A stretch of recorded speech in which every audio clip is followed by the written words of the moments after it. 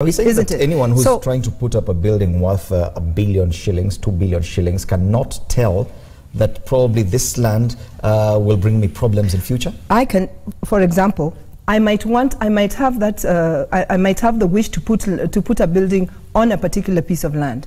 But remember, that is just my wish as an individual.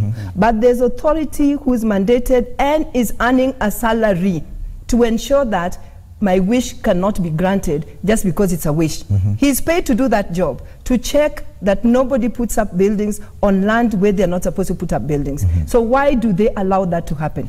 And other people who could be senior or in the same authority also watch these buildings come up 3 years, 5 years, watch businesses go on for the last 20 years, and then all of a sudden, you know. So I think the problem begins with us, with corruption, with the fact that we turn everything political and we are not able to say no when it's supposed to be a no. And Honorable Rosa Bui got into quite a lot of trouble last week when she expressed similar views with regard to the demolition of the UK mall. And the question is, should ignorance or feigned ignorance be a justification for anyone? Because we're talking about businessmen with big money. Surely, if you can afford $1 billion, 2 billion shillings to put up a building, you can afford a few thousand shillings to actually carry out your due diligence to find out if at all this land is set aside for any no, and like the term you use, it's feigned ignorance. It's not real ignorance. Even those people you talk about at Mutindwa, that's why they are putting semi-permanent structures. They knew. Here we are on loan. That's why they did not build anything permanent. But when you see somebody not like the gentleman of Taj Mall, even at the UK, or these other demolitions you've been seeing, you went and you were told this land is not available for building. And then you said, what can we do to help each other? And then they told you, you know what, if you talk to Arma, if you talk to Nema, if you talk to so-and-so, if you build Amtaro, maybe we can make it work. And big money understood that big money sustained them where they were. So whenever there's a mpurukuko of something, big money does the rounds in the various departments and you see it dying down. That's how we've been handling it in Kenya. Is it the first time we talked about Nakumatt UK? Is it the first time we're talking about people building where they're not supposed to build? Southgate, it would start, it gets somewhere, we make noise, it dies down, it starts again. People make noise, it dies down, until eventually the man managed to finish the building. All along they knew that what they're doing is not right. But all along they imagined that their money would be able to sustain them where they are. Because they have a piece of paper. Exactly. And now what has happened is that impunity is what is being broken down. I was telling somebody, this is not just a demolition of buildings. We are actually demolishing a mindset that if you've got enough money in Kenya, you can get away with anything. And I'm glad that we are doing it not just to poor people in Kibera, that now it's happening to those people who thought that, I mean, if you, like the gentleman saying he will not demolish, you know what the council does? They come in, they do that little thing that they do, the building is unusable, then they issue their license or with a notice that your building is inhabitable. You have to finish demolishing it all. And even that green caterpillar, you will pay for it. It's not like if they demolish, you just walk away whistling. So this is something that's going to cost them. And now people will think twice about, is that title clean? Is that title clean? So I'm glad for the mindset that's also being demolished alongside the buildings. And it's that statement that it's time to demolish the mindset. Because each and every one of these owners of these buildings is coming out with papers. Even the owner of the UK mall came before a parliamentary committee and said, I have the papers. The owner of Taj Mall was talking on the media yesterday, and he had the papers. It appears this has not just started a few years back. This is something that has been there for years, for decades. And do you think that right now there's proper push or proper resolve to actually, or is it, do we have enough momentum to actually demolish that mindset? We just pray that Kenyans will support the initiative by the president to bring back sanity to our nation. Because you see, when bad manners pervades the environment far too long, it becomes the culture of the people. And therefore, for many years, we had engaged in a spree of bad manners. And at some stage, if you behave well, you look the odd man out because you don't seem to be innovative enough to ensure to misbehave. Now, that is one issue. The other issue is that some of the individuals were given some papers, but some papers was for temporary occupation. And therefore, the nature of business you're supposed to do is a business that if you are told move away from this parcel of land, you are able to move with minimal damage. But some people entrained themselves and they moved as if there's no law that does exist. And some people really did it with a lot of impunity, hoping that they learned from the best, that if so-and-so has had this thing for 20 years, and you know the human mind is very temporal in their memory for good things. So they see bad things happening every day. They say, okay, it has been happening, so this is the way to do things. And it's now catching up with everybody. Yes. Those who knew, those who did not know. And really, the justice should apply to all of us. Because part of the reason why you got quite some flack last week is that you seemed to understand or empathize with this owner of the UK building. You said, after all, he has all the documentation. Fred, just get me right. I'm not defending the investors who have built who have buildings on wrong land. I'm not defending them, because ignorance is no defense. But what I'm saying, as you demolish those buildings, you must also hold to account these people who give fake papers. Yes. Because indeed these guys have papers. But so you agree they are fake papers? Because now they are being told they are fake papers, okay?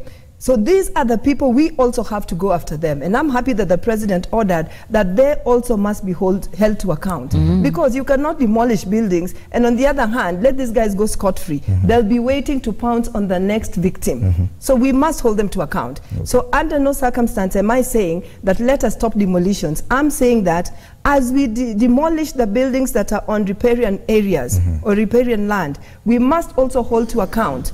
Because that is also impunity. Yes. If you know, as a professional, that that is not a piece of land where such buildings are supposed to take place, why then, with the trust of the Kenyans have given you, why do you go ahead and give authority or authorize investors or anybody else to put up buildings in the wrong areas? So we must hold them to account, and that is my point. Okay. On the front page of the Daily Nation, the EACC dossier on Waraka land scandal, and we've discussed that over and over. But there's a very interesting photo on the front page of the Daily Nation. This has to do with a beach plot somewhere at the coast in Mombasa, where a journalist was attacked at the beach hotel. Construction work is in top gear at a private property in Mombasa, where balconies are just meters from the sandy beaches. Public access to the beachfront is discouraged and journalists are unwelcome. And now the picture seems to show an ongoing process or an attempt to reclaim this ocean land, to actually adjust the beach and move it further inwards. Are people actually seeing what is going on in the country? Because at this point, when demolitions are happening in Nairobi, when they're moving into riparian land, where they're moving into road reserves, a businessman can actually continue investing in reclaiming land from the ocean? You know, there's a time I lived in Mombasa, and at that time, the beach was public access to everybody. Even a beach hotel always had what they call public access. So you could get to Nyali Beach, but if you didn't want to get into the Nyali Beach Hotel, you could walk just beside them and access the beach.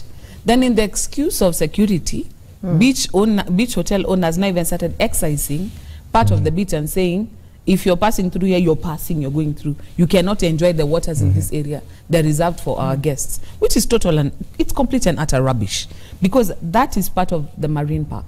You go to other places in the world, it's not even allowed for public development on the beach because it is acknowledged as a public resource. It's a marine resource and it's supposed to be enjoyed by as many Kenyans as possible. Such impunity is what we are talking about today, where you think because you have the money, you have paid your... And that's the other tragedy with Kenya. Our land is ridiculously expensive. So once you pay for it, you feel, by the way, you have paid even God for the same. You own it from the core to the zenith. It is all yours. Nobody else can come unless they ask you for the same. And that's why you see something like this going on. It's absolutely ridiculous. And it's not just ridiculous for the ones who are building. Think about the tsunami. The people who are washed away were the ones who are living in such buildings, because you are so close to the action. Some of this land is actually inside what should be when the tidal wave comes, you have no escape. It's not even healthy to build that close to the beach. But you will find, again, people have papers. So I agree with Honorable Rosa that we have to get to a place where even those people who are culpable in giving people a title where it's not titleable need to also pay the price. Okay, probably rampant corruption may not allow us to get rid of all those people in a day. But these investors were still so ready to spend even more money while they can see the government is moving in this particular direction to try and stop this. That kind of mentality, it does worry any Kenyan that where is that even money if coming from? The president is so intent on cracking down on such, anyone else who has money elsewhere just feels, this is just a wave that will pass. It's unfortunate, and it's something that, that also he may be getting some soft message from whoever gave him the facility, that this one is not going to be touched. Remember, even this beach hotel is part of this. But what they should remember is that water has a very strange feeling. It can go away for 200 years, and when it comes back, it will reclaim everything. And you'll find some of the hotels, if they are built on the wrong side, they are going to be submerged in the waters.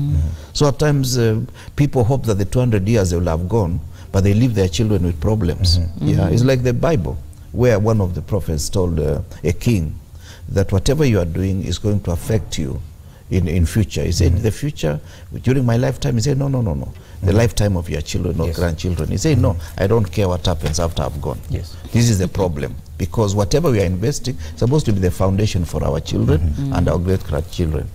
And these people you talk about, that the officers who issue licenses, they must be the same ones who are actually giving such people assurances that whatever you do, don't worry, despite what is going on in the country, this particular property will not be touched. They have to be held into account. If you see my signature is what matters. So then you pay more for that signature. But Fred, what I like about this... I don't think they are like thousands of people. They must be very few. So they can be reined... No, they are very few, because people in authority, how many positions are... They are very few, so they must be reined in.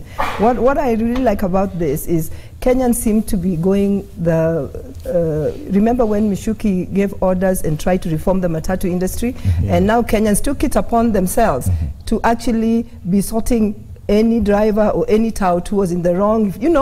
This is where we are going. Because now everybody is so educated that, hey, there is public land that belongs to the public and no buildings are supposed to be on it. So when you see these journalists and the civil society going here, they're already beginning to take responsibility as citizens. And that is good. And probably that should be encouraged. And that should be encouraged. And that's good, because what are you... The police might not be enough to go around all these buildings and everywhere in the country, but citizens are everywhere in the country. So when you see them taking it upon themselves to make sure that public land remains public land, I think that's good. And that's probably the question that we need to ask Kenyans in general. What have you done? Are you just standing by and watching as a private developer takes over public land, what is obviously public land, and you're saying nothing? Take a photo, put it on social media, share it at Citizen TV Kenya's our Twitter handle. Let's expose this rogue investors. Time now for Daybreak to take a break. When we come back, we take a look at other headlines, especially the ongoing debate about the conduct of our parliament.